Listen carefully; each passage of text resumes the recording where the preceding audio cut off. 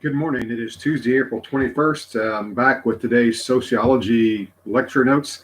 The question of the day is, what is the mostly invisible barrier that keeps women from advancing to the top levels at the workplace? Okay. What is the mostly invisible barrier that keeps women from advancing to the top levels at the workplace? Okay.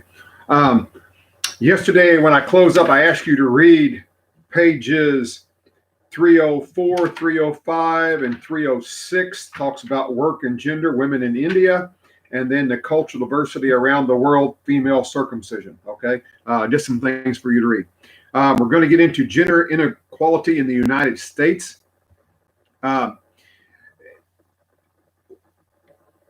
let's begin taking a look at how change in this vital area of social life came about. Um, you need to look at the down to earth sociology book on the next page. Okay. It's down to earth sociology as women and smoking. Let's count the reasons why women shouldn't smoke. And it gives 6 different reasons there why they shouldn't smoke. Then it gives why they should smoke.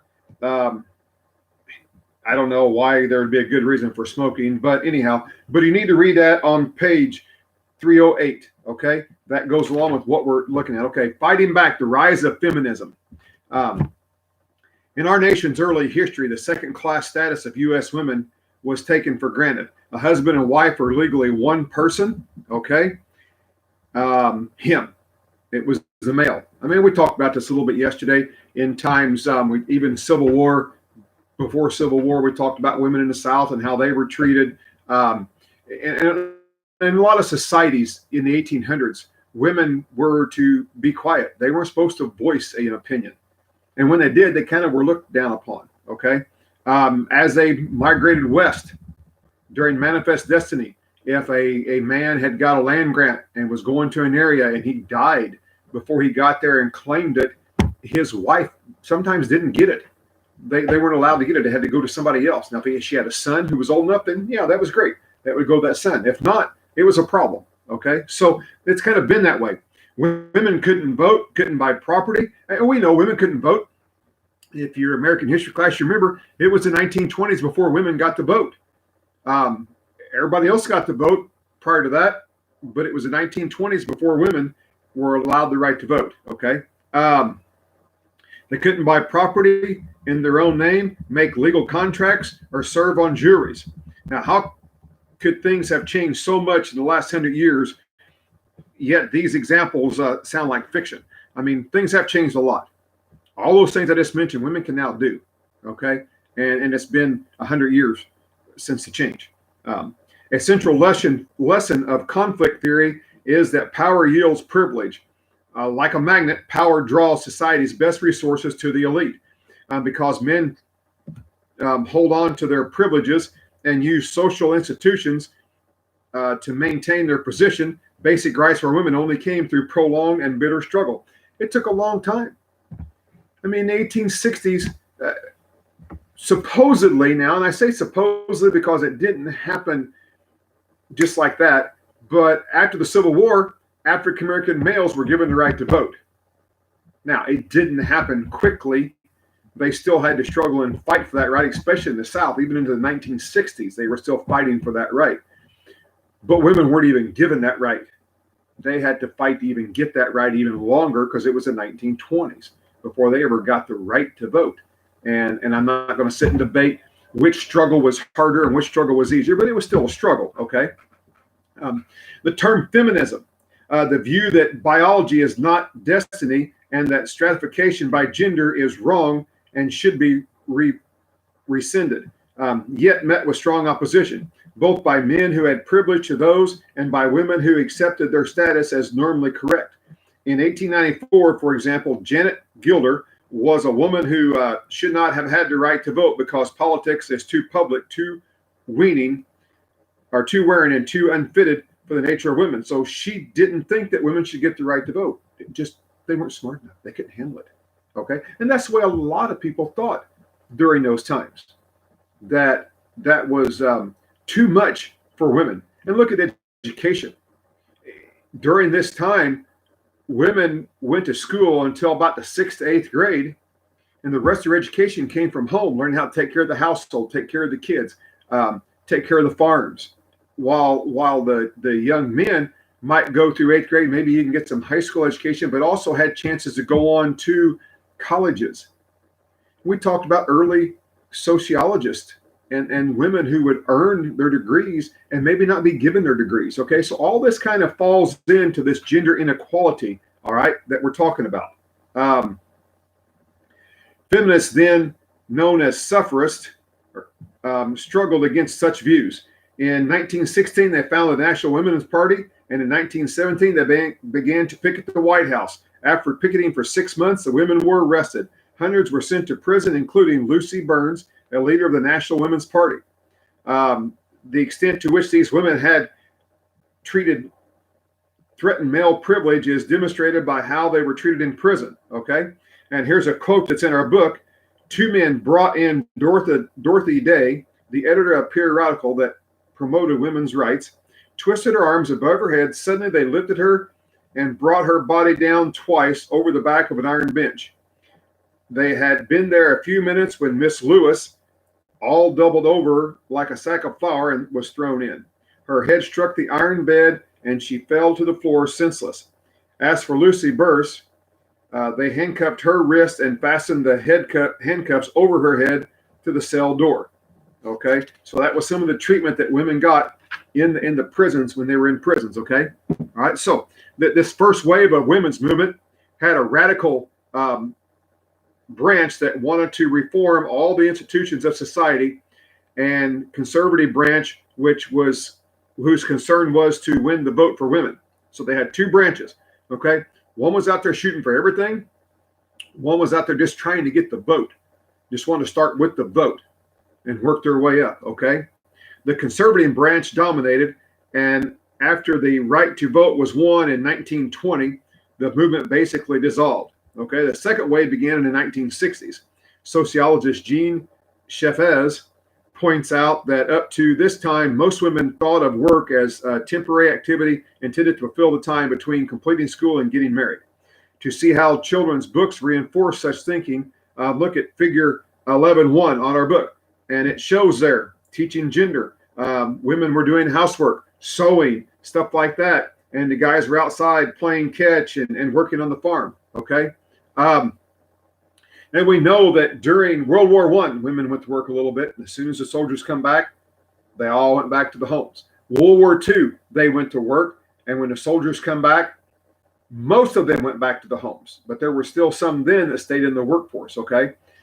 We get into the 1950s. If you look at 1950s sitcoms and TV shows about the 1950s, you're going to see that most of the mothers always had nice dresses on, wore necklaces, pearl necklaces, whatnot, cleaned the house, took care of the kids, fixed the food, and very seldom, hardly ever, never worked outside the house. You'll find the occasional one, and when they had jobs, it was jobs that were considered more appropriate for women. Okay, interior decorators. There was one show called Hazel that the lead female head of the household person, the wife of the husband who went out and worked all the time, she did interior decorating. Okay, that wasn't Hazel. Hazel was the maid. But in Leave It to Beaver, I Love Lucy, Father Knows Best, all those things, it was always the women who stayed home, took care of the house, took care of the kids, and all that stuff. Okay, that's just the way it was. All right. Let's see. We talked about the second wave.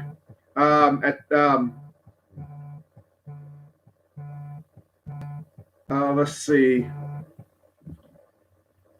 To see how children's books reinforce this. Okay, as more women took jobs and began to regard themselves as careers, however, they began to compare their working conditions with those of men. Now, this shift in their reference group changed the way women viewed their conditions at work. The result was a second wave of protests against gender inequalities. The goals of the second wave, which continues today, are broad, ranging from raising women's pay to changing policies on violence against women. A third wave of feminism has emerged now, and the 3 main aspects are apparent. The first is the greater focus on the problems of women in the least industrialized nations. Some are fighting battles against conditions long since overcome by women in most industrialized nations. The second is criticism of the values that dominate work and society. Some feminists are going to fight battles against conditions long since overcome. Okay, I got that part. Sorry. Some feminists argue that competition and toughness, callous emotions, and independence represent male qualities and need to be replaced with cooperation, connection, openness, and interdependence. A third aspect is removal of impediments to women's love and sexual pleasure. As this third wave develops, we can assume that it too will have its liberal and conservative branches. Although U.S. women enjoy fundamental rights today, gender inequality continues to play a critical role in social life. Let's consider everyday life first, and we'll kind of move on. That's where the book is going, okay? Gender inequality in everyday life. One of the more common and significant aspects of gender discrimination in everyday life is devaluation of femininity, okay? In general, a higher value is placed on things considered masculine. For masculinity symbolizes strength and success, while femininity is often perceived as terms of weakness, lack of accomplishment. People are often unaware that they make these relative evaluations, but if you listen carefully, you can hear them pop up in their speech. Got another quote here I want to go ahead and read. Sociologist Samuel Strofer headed the research team that produced The American Soldier in 1949, a classic study of World War II combat soldiers. To motivate their men, officers used feminine terms as insults. If a man showed less than expected courage or endurance, an officer might say, "What's the matter, bud? You got lace under your drawers?" Drawer is a term for shorts or underpants. A generation later, as officers trained soldiers to fight in Vietnam, they used accusations of femininity to motivate their men. Drill sergeants would mock their troops by saying, "Can't hack at little girls." The practice still continues. Male soldiers who show hesitation in maneuvers are mocked by others who call them girls, okay? And let's face it, in our own society, we've seen in the past, how many times when maybe you were younger, have you heard somebody say, "You throw like a girl"? Okay, is that the same thing? Yeah, it's the same thing, okay? Masculinity is great. Femininity is weak and unable to do things, okay? So that's the same thing. Now, and it happens in sports. Anthropologist Dave Foley, who studied high school football in Texas, reported that coaches insult boys who don't play well by shouting at them they are wearing skirts. In research, sociologist Donna Elder heard junior high boys call one another girl when they didn't hit hard enough in football.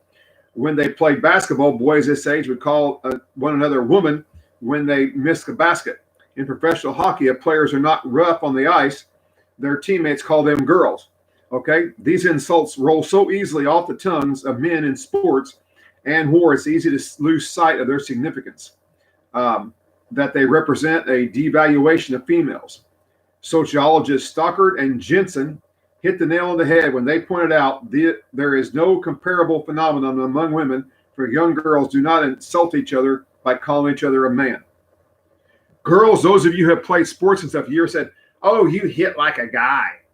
No, you never said that. Okay, that's kind of what they're meaning there. Okay, you don't tell girls, "Well, you throw like a boy," and that's not an insult. Okay, so that's kind of what this study showed. Okay, so it just works one way. If guys want to insult guys, they tell them, "Oh, you're acting like a girl," or "You throw like a girl," or I think I've seen something where somebody swung a golf cart or something and called somebody Alice for the way they hit the golf ball. I don't know if anybody, or I may be showing my age. Maybe it's something old people say. I don't know. But let's see. In chapter 2, we talked about the background assumptions of our precaution making some things invisible. Much of our male-female interaction in everyday life is like this. Perhaps down-to-earth sociology box that's next here. It's what are cheerleaders, male that is. You guys can read that. It's pretty short. Something you can do. Now, gender inequality in healthcare. Got another quote for you here. Medical researchers were perplexed. Reports were coming in from all over the country. Women were twice as likely as men to die after coronary bypass surgery.